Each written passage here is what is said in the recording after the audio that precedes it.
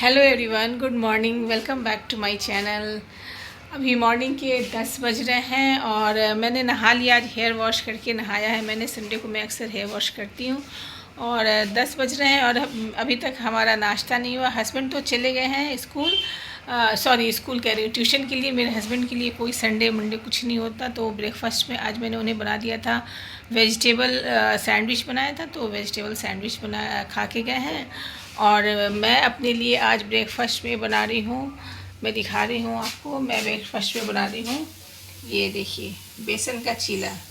तो मैं बेसन का चीला खाऊंगी और बच्चे खाएंगे। रात में मैंने शाही पनीर बनाया था, तो बच्चों को शाही पनीर बहुत पसंद आया था, तो वो सारी पनीर थोड़ी सी बची हुई है, तो वो गरम गरम पराठे सेक दूंगी या फिर गरम गरम रोटियां, जैसे भी वो बोलेंगे वैसे कर दूंगी। अभी देखिए घर फैला हुआ, अभी घर मैंने समेटा नहीं है। मुझे भूख लग गई, नहा के पूजा करके ना भूख लग जाती है। आज पूजा नहीं किसी वजह से मुझे करना था।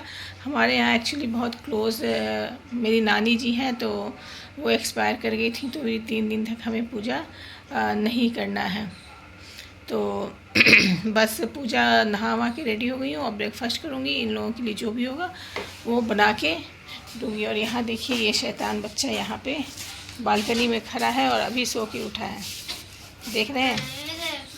नहीं देखना, शर्म आ रही है इसे। रात में बहुत लेट से हम लोग सोए थे। संडे होता है ना, तो फिर सैटरडे को ना हम लोग आराम से रिलैक्स से होकर सोते हैं। और फिर गुंजन है, गुंजन मेरे भैया की बेटी है, भतीजी है, तो वो है, तो बस सभी रात में मस्ती कर रहे थे, तो रात में बहुत लेट हो गया सोने में।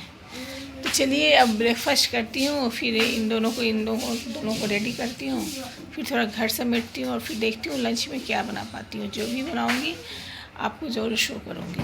तो चलिए मैं अपना ब्रेकफास्ट रेडी करती हूँ। बेसन का चीला हो गया है, मैं खाने जा रही हूँ।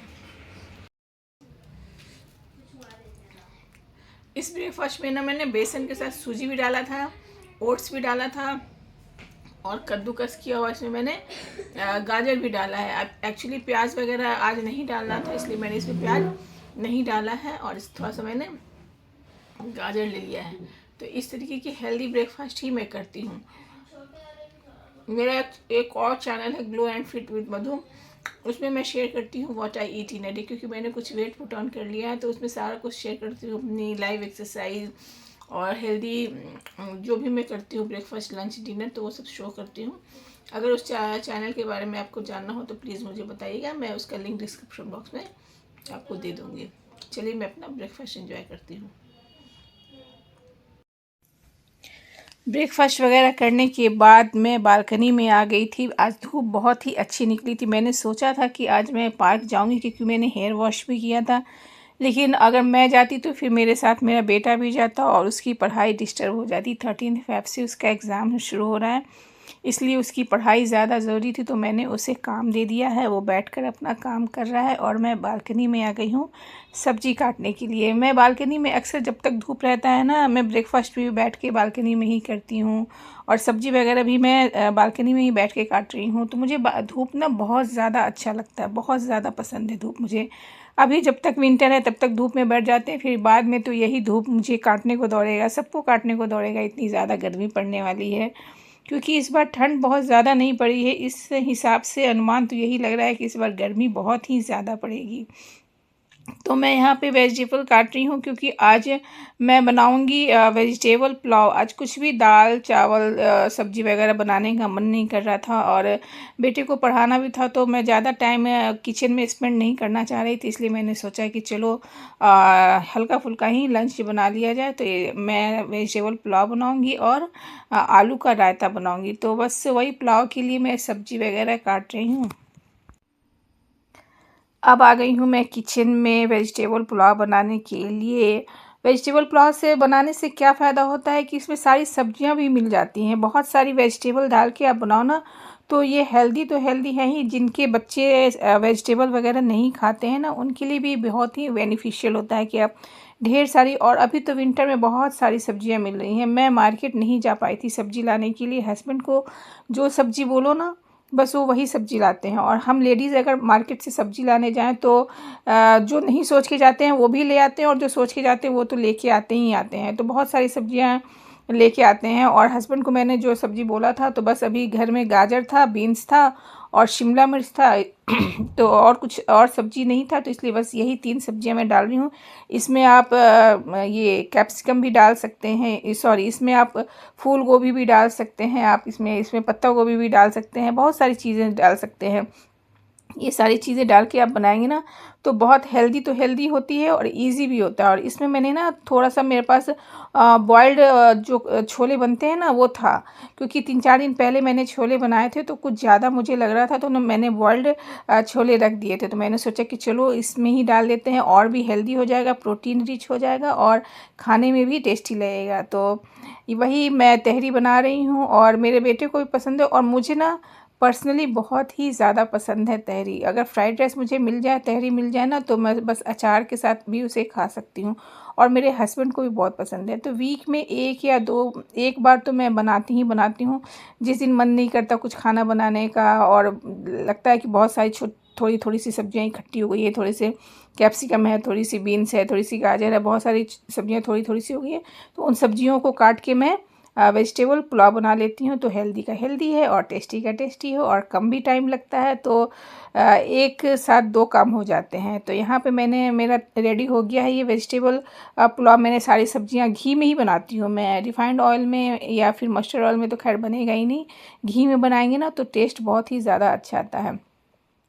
और ये देखिए, आपसे बातें करते करते हमारा तहरी भी बन गया और ये बहुत ही ज़्यादा टेस्टी बना था, क्योंकि इसमें जो मैंने छोले डाले थे ना उससे इसका टेस्ट बहुत ही ज़्यादा इन्हेंस हो गया था। और ये मैं लगा रही हूँ अपने हस्बैंड के लंच की प्लेट। जब भी खाना बनता है सबसे पहले हस्बैंड को निकाल के देती हूँ, उसके बाद मैं और मेरा बेटा दोनों साथ खाते हैं। स्कूल से आके पहले मैं हस्बैंड को दे देती हूँ खाना, उसके बाद बेटे को खिलाती हूँ और उसी थाली में मैं खा लेती हूँ या फिर अलग से थाली में मैं खाती हूँ। और उसके साथ मैंने आलू का रायता बनाया था और ये साबूदाने का पापड़ है। साबूदाने का पापड़ ना मुझे बहुत ज़्यादा टेस्टी लगता है। और ये शाम का वक्त है, गुंजन आज जा रही है, देखिए दोनों भाई बहन कितना प्यार कर रहे हैं। उसके जाने से बहुत ही ज़्यादा सोना लग रहा था और मेरे बेटे को तो बिल्कुल भी उसे जाने देने का मन नहीं था और गुंजन को पर्सनली खुद भी जाने का मन नहीं था, लेकिन 15-20 दिन हो गए थे तो जाना तो था ही। तो बस वो जा रही है तो उसका भी मन देख रहे हैं, काफ़ी भरा भरा सा लग रहा था। और मेरा बेटा यहाँ पूछ रहा है कि गुंजन दीदी जा तो रही हो, आओगी कब?